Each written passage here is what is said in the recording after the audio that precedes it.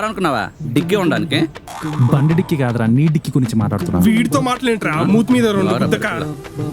అంతే అంటావా?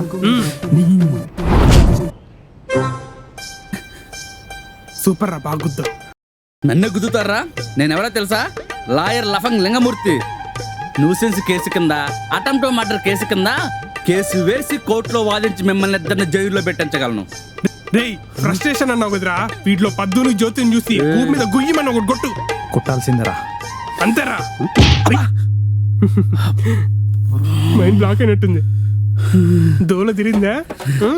నీ సంగతి రే, బస్సు కార్ని గుర్తే ఎవరిది తప్పరా? బస్సుది. మరి కారు బైకుని గుర్తే? కారుది. అదే బైక్ మనిషిని గుర్తే? బైక్దే కదా. తప్పు నొప్పుకున్నావు కదా, ఫైన్ కట్టరా ఫైన్. ఇది అన్యాయం, నేను కట్టను. కడితే నేను కొట్టానరా. నేను ఎందుకు కడతా? ఇగో నాకు పెద్ద పెద్దోళ్ళు తెలుసు. నాకు చంద్రబాబు నాయుడు తెలుసురా, కానీ నేనెవరా ఆయనకు తెలియదు. నాకు అనుష్క తెలుసురా, ఆమెకు నేను తెలియదు కదా. కాబట్టి అన్ని మూసుకొని డబ్బులు ఇచ్చేయి. ఏంట్రా ఇచ్చేది? నేను ఇవ్వను. వీడికి ఇలా కాదురా. దొరికింది. మంచి క్యాష్ ఉందిరా వీడి దగ్గర. ఏయ్, ఇంకోసారి రోడ్డు మీద బైక్ కనిపిస్తే ఆ బైక్ మీద నువ్వు ఉండవు చెప్తున్నా, అర్థమైందా? నడ్రా. పదరా. వీళ్ళు ఎక్కడ దొరికారా నాకు ఉదయాన్నే? ఇప్పుడు ఎలా ఉందిరా ఫీలింగ్? చిక్కపోతారా? చాలా హాయిగా ఉందా? అప్పుడు చెప్తా తెలుసు. ఇలాంటి టైంలో ఇలాంటివి చేస్తేనే మనసు రిలాక్స్గా ఉంటుంది. సార్ పద్దు జ్యోతిక సిద్ధు ప్రకాష్ ఒక టీంలో మారుతారు సార్. అప్పుడు మన టైటిల్స్. అది సరే, ఇంతకీ మన సీరియల్ టైటిల్ ఏంటయ్యా? పద్దు వర్సెస్ సిద్ధు సార్. టైటిల్ ఎలా ఉంది సార్? పద్దు వర్సెస్ సిద్ధు. క్యాచ్గా ఉందా టైటిల్? Thank you sir. ఇక్కడ నుండి ఎత్తుకి పై ఎత్తు, ఎవరు గెలిచారనేదే మన కథ సార్. ఇప్పటి నుండి ఫుల్ ఎంటర్టైనింగ్గా సాగిపోతుంది సార్. ఎంటర్టైన్మెంట్తో పాటు సెంటిమెంట్ కూడా రాస్తే చూసే ఆడియన్స్ చివరికి ఆయింట్మెంట్ రాసుకోవాలి. Okay sir. మొన్నలాగే మన అత్త సాగు కోడలు నవ్వు సీరియల్ చూస్తూ ఒక కోడలు తన కోసం టేస్టీగా చేసుకున్న చికెన్ని అత్తకు పెట్టేసింది. సందులో మందు అత్త చికెన్ మొత్తం తినేసింది. అటు చూస్తే సీరియల్ అయిపోయింది, ఇటు చూస్తే గిన్నె ఖాళీ అయింది. అంత ఇంపాక్ట్ ఉందయ్యా మన సీరియల్కి. నువ్వు మాత్రం ఎక్కడా తగ్గొద్దు. పక్కా సార్. Okay sir. ఓకే, ఉంటాను sir. Bye. Okay okay, proceed. పెద్ద కొంపే. జో జో. హాయ్ లఫంగ్ బావా. హాయ్ బావా, ఎలా ఉన్నావు? బాగున్నా, నువ్వెలా ఉన్నావు? నేను బాగున్నాను, కానీ ఏంటి ఈ దెబ్బలేంటి? ఇదా పెద్ద కథలే, తర్వాత చెప్తా. ఎవరైనా కొట్టినారా? మళ్ళీ చెప్తాలే. సర్లేదా, వచ్చి కూర్చో. నా కొడుకు కొట్టాను, దీనికి ఎలా చెప్పాలి? ఇంకేం బావా విశేషాలు? కోర్టు కేసులు ఏదో అలా నడుస్తా ఉన్నాయి. మొన్న ఇల్లు కట్టా, మంచి అమ్మాయి కోసం చూస్తా ఉన్నా పెళ్లి చేసుకోవడానికి. అబ్బో, ఇంకా ఇంకేమున్నాయి? అవును, మా బ్రో ఎక్కడా? ఏమండి, ఒకసారి కిందికి రండి. ఇంకేంటి జో చెప్పాలి బావా. మొన్న నీ ఫ్రెండ్ ప్రమిళని కలిసానే. కలిసి జో ఎక్కడ అడిగితే నీ అడ్రస్ ఇచ్చింది. ఎవడ్రా వీడు? వీడిని ఎక్కడో చూసినట్టుంది. 2 రోజులు ఉండిపోదామని ఇలా వచ్చా. చూసినట్టు కాదురా, కొట్టినట్టు. లాయర్ లఫంగా మూర్తి ఉందా? వీడేంట్రా సరాసరి ఇంటికి వచ్చాడు? బాగా చూసుకుంటున్నాడా? పైగా చెల్లమ్మతో నవ్వుతూ మాట్లాడుతున్నాడు. చెల్లమ్మకి వీడి ముందే తెలుసా? చూసుకుంటాడులే. అవును, మా బ్రదర్ చూపించమంటే ఏమండి, రమ్మంటే ఎక్కడున్నారు? నేను జంప్ అయిపోతా. రీ, కొట్టమని చెప్పి కన్నంలోకి వెళ్ళిపోయినట్టు అట్లా పోతాయిందిరా. నువ్వు నాడు రూమ్ లో పని ఉందిరా. సడన్ గా సిటీకి ఎందుకు వచ్చావు బావా? ఇక్కడ కేసు ఉంది. ఆ కేసు అయిపోగానే ఊరెళ్ళిపోతా. ఏ కేసు? ఇక నీకు తెలిసిందే కదా, పెళ్ళి కటాకులు, ఇంకా అంతే. ఇంకా గోళ్ళ పడిపోతా. చేతులు తీయండి. ఇదేంటి? ఆయన ఎవరో తెలుసా? లఫాంగ్ లింగమూర్తి అని పెద్ద పెద్ద లాయర్ దగ్గర అసిస్టెంట్ గా చేస్తాడు. ఫస్ట్ ఆ చేతులు దించండి. దమ్మనా కొడుకులు. ఇదిగో ఎర్రగా ఉన్నాడే. ఆగు, ముఖ పరిచయాలు అవసరం లేదు. ఆల్రెడీ మా ఇద్దరికి బాడీ పరిచయం అయింది. అవునా? ఎర్రగా ఉన్నాడే మీ వారు, పక్కన కర్రీగా ఉన్నాడే మీ వారు ఫ్రెండ్. ఇందాక అడిగావు కదా ఈ దెబ్బలు ఎవరు కొట్టారు అని. కొట్టింది మీ వారు, కొట్టించింది ఆ కర్రోడు, దెబ్బలు తింది నేను. నిజమా బావా? దెబ్బలు కనిపిస్తుంటే నిజమా? వేకు జామ అంటావేంటే? నిజమే, ఎర్రగా చేసేసారు కదరా. ఏం జరిగిందో నాకు తెలియదు. మా బావకు సారీ చెప్పండి ఫస్ట్. ఏంటా నీ బావా? సే సారీ టు ద లఫంగ్ బావా. ఏం చెప్పిందిరా? చెప్పకపోతే ఇంగ్లీష్లో మాట్లాడుతుందిరా. Sorry, చెప్పండి. చెప్పడం బెటర్. సారీ లఫంగం గారు. It's okay.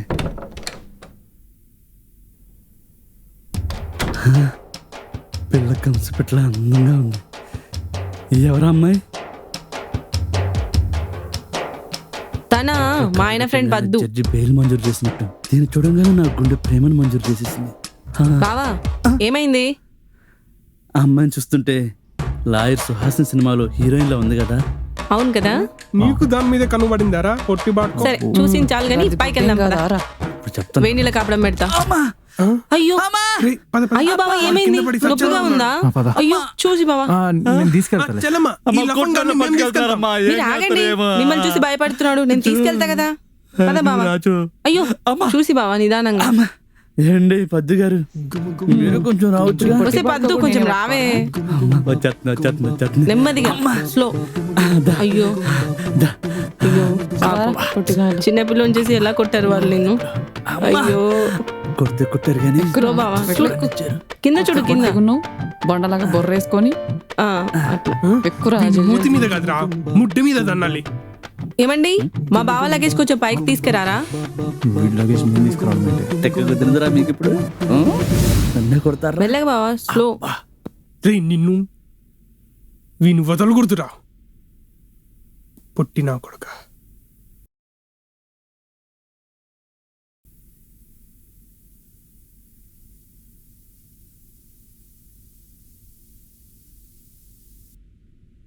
చెత్త బయలే నార బయలే చెత్త బయలే చెత్త బయలే బయలే నార బయలే చెత్త బయలే గవా వా నార బయలే నక్ నక్ చెత్త బయలే గవా వా నార బయలే నక్ నక్ పన్ని బయలే చావి యా చాప్ చాప్ చావి నే అప్పా హయో హయో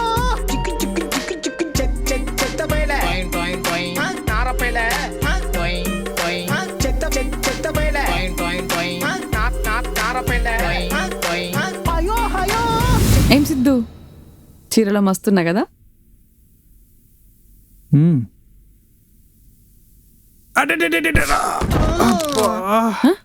ఈడేంటి గిట్ల పడ్డాడు? ఎప్పుడు చూడలేదే. పద్దు నీలో ఇంత అందం ఉందా? దీన్ని చూస్తూ బతికేచ్చు. రేయ్ ఆ వాటర్ ఫాల్స్ ఆపు, జనాలు కొట్టుకోబెట్టట్టు ఉన్నారు.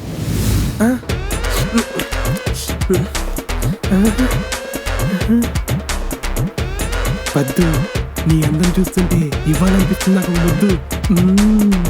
ఇవ్వనా నీకు ఒక గుద్దు?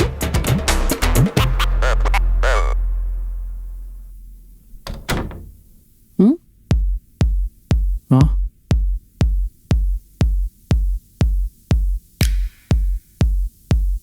చాలా అందంగా ఉన్నావు తెలుసా. నువ్వు కట్టుకుంటే చీరకే అందం వచ్చింది. మరి పద్దు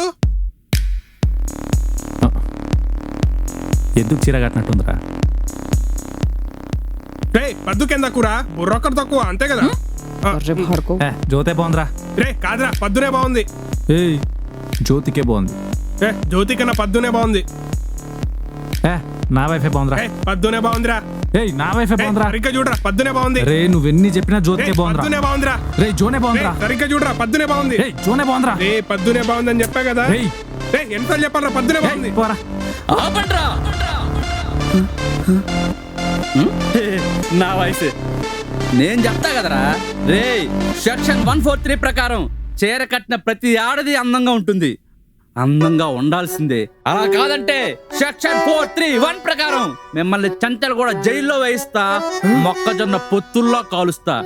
ఇక కర్రోడు నాడే కర్రోడు చెట్టుకి చీర కట్టినా సరే చొల్లు కట్టుకుంటా ఉంటాడు. ఏరా అంతే కదా. మీ వాదోపవాదాలు పక్కన పెట్టి మనం గుడికి వెళ్తున్నారండి. మేము రెడీ అవ్వలేదే. మేము మిమ్మల్ని పిలవలేదే. పద్దు మనం శివాలయంకి వెళ్దామా? చాలా డేస్ అయింది పోక. సరే అక్క, నువ్వు ఏ టెంపుల్ కంటే ఆ టెంపుల్ కి వెళ్తుంటే సాయిబాబా టెంపుల్ కి రేపు పోదాం. అలాగే. బయటికి వెళ్ళేటప్పుడు తుమ్మకూడదని తెలియదా? Why are తుమ్మింగ్? మచ్చలేనోడు తుమ్మితే పట్టించుకోవాలి గాని ఆడే మచ్చలేకున్నాడు. ఆడ తుమ్మితే ఏం పట్టించుకుంటావక్క? పట్టించుకోవాలి, బయటికి వెళ్తున్నాం కదా. ఏమైనా అయితే 5 నిమిషాలు కూర్చొని వెళ్దాం. కూర్చోపో.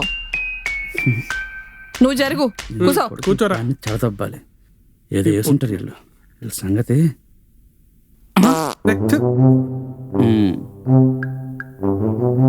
ఏంట్రా చూపులు?